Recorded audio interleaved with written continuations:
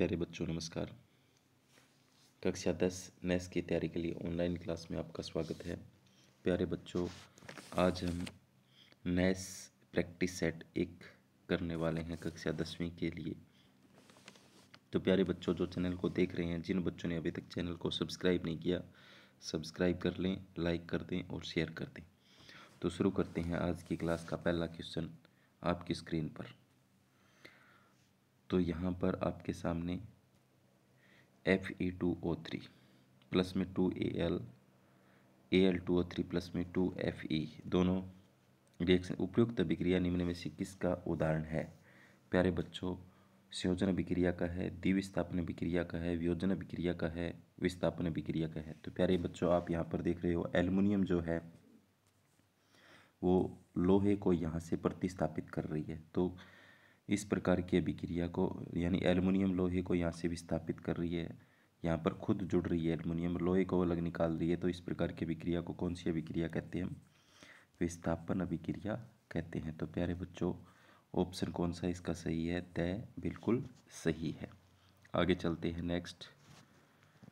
Chips बनाने वाले chips के पैकेट में ऑक्सीजन गैस हटाकर नाइट्रोजन गैस भरते हैं, जिससे निम्न में से कौन सी अभिक्रिया नहीं होती। तो प्यारे बच्चों, अपचयन, उपचयन, संक्षारण, रेडॉक्स। तो नाइट्रोजन गैस जो है वो एक अक्रिय गैस है। तो प्यारे बच्चों, ऑक्सीजन को अगर हम हटाएंगे तो क्या नहीं होगी? उपचयन नहीं होगी। तो ऑप्शन नंबर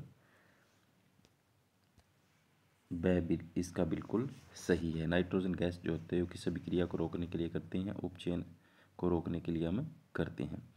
लीचेन पौधे से प्राप्त लिटमस सूचक का रंग कैसा होता है? नीला, बैंगनी, लाल, रंगहीन। तो प्यारे बच्चों, आप सभी को पता है लिटमस पौधे से प्राप्त लिटमस सूचक का जो रंग होता है वो कैसा होता है? बैंगनी होता है। ऑप्शन नंबर ब इसका बिल्कुल सही है। चूना पत्थर, चौक, खड़िया एवं संगमरमर किस यौगिक के उदाहरण हैं?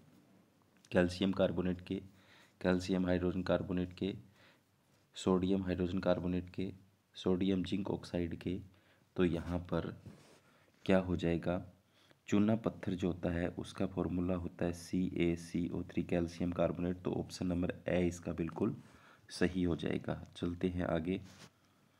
अम्लीय वर्षा का जल नदी में प्रवाहित होने से जलीय जीवधारियों की निर्जीवता कैसी हो जाएगी? सरल, कठिन, सामान्य, कुछ नहीं कहा जा सकता। तो प्यारे बच्चों, यहाँ पर अम्लीय वर्षा का जल नदी में प्रवाहित होने से जलीय जीवधारियों की उत्तरजीविता कैसी हो जाएगी? सरल, कठिन, सामान्य, कुछ नहीं कहा जा सकता। तो प्यारे बच्चों, इसमें से क्या है? जलीय जीवों की जो जल है वो अम्लीय हो जाएगा। अम्लीय होने से क्या है? जलीय जीवों की जो उत्तरजीविता है वो कठिन हो जाएगी।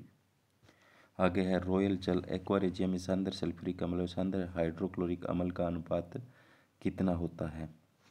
तो प्यारे बच्चों, HNO3 और HCl का जो अनुपात होता है वो होता है 1:3 होता है। तो ऑप्शन नंबर 6 का ए हो जाएगा। कितना हो जाएगा? एक्वारेजिया जो होता है वो 1:3 में अगर नाइट्रिक अम्ल और हाइड्रोक्लोरिक अम्ल को मिलाते हैं तो एक्वारेजिया बनता है, जिसे रॉयल जल भी कहा जाता है। तो ऑप्शन नंबर 6 का ए बिल्कुल सही है। एथेनॉल का आणविक सूत्र C2H5OH, इसमें कितने सहसंयोजक बंध पाए जाते हैं? तो प्यारे बच्चों, मैं इसको साफ कर देता हूँ, दोबारा से आपको इसकी संरचना बना के बताता हूँ। कार्बन कार्बन कितने हैं? 2। एक H यहाँ जुड़ेगा, एक H यहाँ जुड़ेगा, एक H यहाँ जुड़ेगा, एक H यहाँ जुड़ेगा, एक H यहाँ जुड़ेगा और एक OH यहाँ जुड़ेगा। तो देखो 1, 2, 3, 4 और 5 और एक 6। एथेनॉल का आणविक सूत्र C2H5 में इसमें 5 कितने सहसंयोजक आबंध हैं? तो हमें यहाँ पर इसके सहसंयोजक आबंध बताने हैं। तो प्यारे बच्चों, कितने हैं? 5 हैं। तो ऑप्शन नंबर 7 का कौन सा हो जाएगा? बिल्कुल सही हो जाएगा। आगे चलते हैं नेक्स्ट। किसके उपयोग से दृष्टि तंत्रिका प्रभावित होती है जिससे व्यक्ति अंधा हो सकता है? Methanol, ethanol, propanol, butanol. तो प्यारे बच्चों, अगर हम मेथेनॉल का सेवन कर लेंगे तो हमारी दृष्टि तंत्रिका वो प्रभावित हो सकती है। आगे है, रुधिर का थक्का बनाने में कौन सी कोशिकाएं सहायता करती हैं? तो हमारे रुधिर के अंदर 3 प्रकार की कोशिकाएं होती है। लाल रक्त कोशिकाएं जिसमें हीमोग्लोबिन होता है, जिसके कारण से खून का रंग लाल होता है, ये ऑक्सीजन को शरीर के सभी भागों में पहुंचाती है। श्वेत रक्त कोशिकाएं जो रोगों से लड़ती है। प्लेटलेट्स जो होती है वो थक्का बनाने में सहायक है। तो ऑप्शन नंबर से इसका बिल्कुल सही हो जाएगा। पत्तियों का मुरझाना निम्न में से किसके प्रभाव से होता है? ऑक्सीन, जिब्रेलिन, एब्सिलिक अम्ल, इंसुलिन हार्मोन। तो प्यारे बच्चों, पत्तियां जो मुरझाती है वो एब्सिलिक अम्ल के कारण से मुरझाती है। तो कौन सा हो जाएगा? ऑप्शन नंबर से इसका बिल्कुल सही हो जाएगा। आगे चलते हैं नेक्स्ट। मानव मस्तिष्क का कौन सा भाग सबसे बड़ा होता है? तो प्यारे बच्चों, मध्य मस्तिष्क, पर मस्तिष्क, अगर मस्तिष्क, उपयुक्त सभी। तो पर मस्तिष्क सबसे बड़ा भाग होता है। ऑप्शन नंबर 22 का बिल्कुल सही है। आगे, उभयलिंगी पुष्प का उदाहरण क्या है? उभयलिंगी पुष्प कौन से होते हैं जिसपे पुंकेसर और स्त्री कैंसर दोनों एक ही फूल के अंदर पाए जाते हैं? तो तरबूज, पपीता, सरसों, उपयुक्त सभी। तो प्यारे बच्चों, यहाँ पर सरसों जो है वो एक उभयलिंगी पुष्प का उदाहरण है। तो आगे है, यदि किसी अवतल दर्पण की फोकस दूरी f है तथा वक्रता त्रिज्या r है तो संबंध बताना है। तो f बराबर वक्रता त्रिज्या r है तो फोकस दूरी जो होती है वो r/2 होती है। तो ऐसा आपको कौन से में दिख रहा है? ऑप्शन नंबर 1 में दिख रहा है। तो ए ऑप्शन इसका बिल्कुल सही हो जाएगा। आगे चलते हैं नेक्स्ट। पौधे नाइट्रोजन किस रूप में प्राप्त करते हैं? तो प्यारे बच्चों, नाइट्रेट के रूप में, नाइट्राइट के रूप में, सल्फेट के रूप में, इनमें से कोई नहीं। तो पौधे जो होते हैं वो नाइट्रोजन जो होते हैं वो नाइट्रेट के रूप में प्राप्त करते हैं। 14 का ए ऑप्शन बिल्कुल सही हो जाएगा। आगे, अमाशय की ग्रंथियों से अत्यधिक अम्लीय स्त्राव से क्या होगा? श्लेष्मा का स्त्राव घटेगा, अल्सर हो जाएगा, ए और ब दोनों उपयुक्त में से कोई। तो दोनों ही सही हैं। श्लेष्मा का स्त्राव भी घटेगा और अल्सर हो जाएगा। तो ऑप्शन नंबर से इसका बिल्कुल सही है। आगे है, पौधों की जड़ें इनमें से कौन सी गति दर्शाती है? धनात्मक प्रकाश अनुवर्तन, ऋणात्मक प्रकाश अनुवर्तन, धनात्मक गुरुत्वाकर्षण। तो प्यारे बच्चों, पौधे की जो जड़ें होती हैं ब और स दोनों। तो यहाँ पर पौधों की जड़ें जो होती है वो गुरुत्वाकर्षण के तरफ भी गति करती है, ठीक है। और प्रकाश से उल्टी दिशा में, प्रकाश तो ऊपर रह गया, ऊपर की तरफ तना है जो धनात्मक प्रकाश अनुवर्तन गति करता है, जड़ जो होती है वो ऋणात्मक करती है। तो ब और स दोनों सही है। तो इसका ऑप्शन नंबर कौन सा हो जाएगा? द हो जाएगा। आगे चलते हैं नेक्स्ट। एक लेंस की क्षमता 5 डायोप्टर है तो उसकी फोकस दूरी क्या होगी? तो प्यारे बच्चों, लेंस की क्षमता तो P बराबर होता है 1/f। क्या होता है? 1/f होता है। तो यहाँ पर जो अगर हम ऐसे निकालें क्षमता तो हम इसको आंसर से कर सकते हैं। कितनी है? 5। तो यहाँ और माइनस अक्षमता 5 डायोप्टर है तो इस 20 वाले से ही आएगी 5। तो देखो इसको रखते हैं नीचे 1/20 और 20 को ये सेंटीमीटर में मीटर बनाएंगे तो बटा 100 करेंगे। 100 कहाँ जाएगा? ऊपर जाएगा। तो 100/20, 20 5 100। तो ये आ गया 5। तो ऑप्शन नंबर इसका कौन सा आएगा? 17 का ब आएगा। आगे चलते हैं नेक्स्ट। नीचे दिए ग्राफ का द्वारा त्वरण का मान ज्ञात करें। तो प्यारे बच्चों, यहाँ पर देखो 10 की सीध में है वेग, 20 की सीध में है।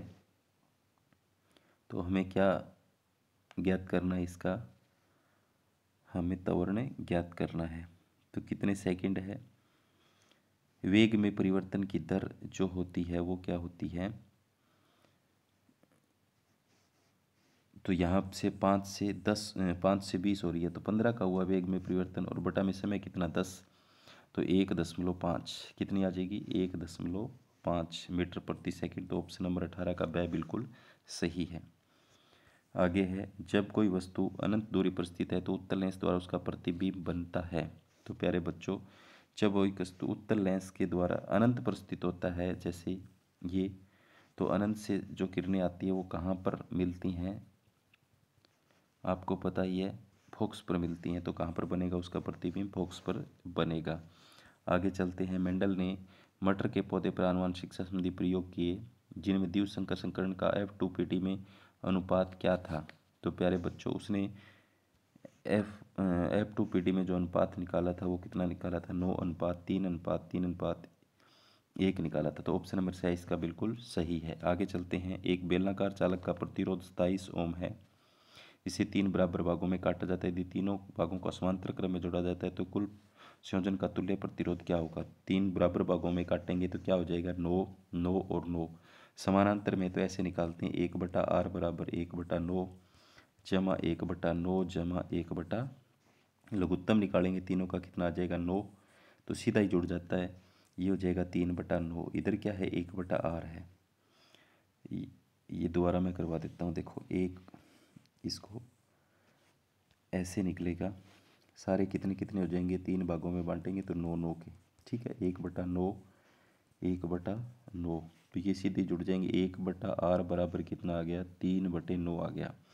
तो r बराबर इसको पलट देंगे, क्या हो जाएगा, 9/3, 3 एकम 3, 3 तिया 9। तो क्या आ रहा है, 3 ओम आएगा। कुल प्रतिरोध कितना आएगा, 21 का। ए बिल्कुल सही है। आगे चलते हैं।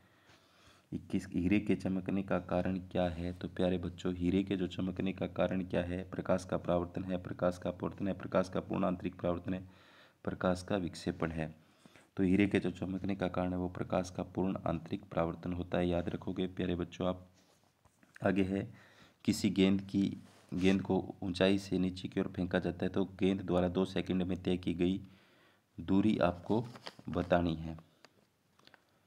तो नीचे की ओर फेंका जाता है तो नीचे की ओर गुरुत्वीय त्वरण कितने का होता है, 10 मीटर प्रति सेकंड स्क्वायर है। वो लगता है आपको पता ही है, जी का मान दे रखा है। तो 2 सेकंड में पूछी है तो 2 में 10 दूनी 20 हो जाएगा। तो ऑप्शन नंबर 23 का कौन सा सही हो जाएगा, ब। आगे, मानव नेत्र में प्रतिबिंब कहाँ पर बनता है। तो ये आपको पता ही है प्यारे बच्चों, कहाँ पर बनता है, रेटिना पर बनता है। ऑप्शन नंबर 6 इसका बिल्कुल सही हो जाएगा। और कैसा बनता है अगर वो पूछे तो उल्टा और वास्तविक बनता है। आगे चलते हैं।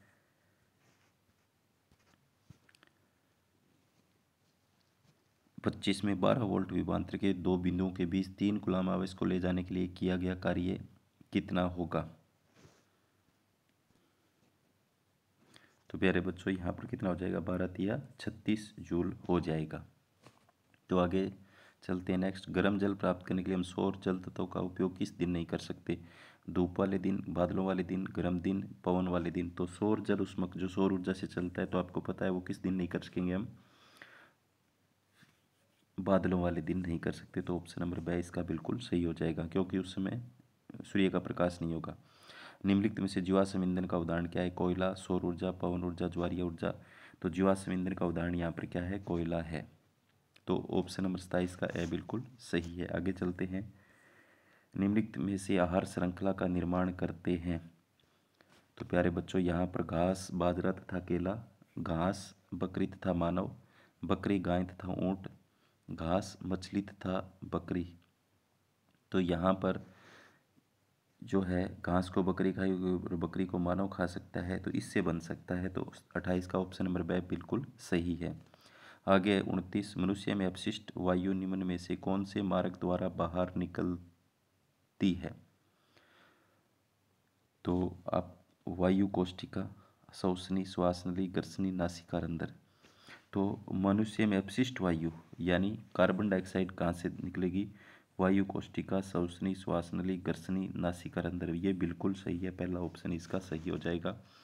आगे चलते हैं नेक्स्ट।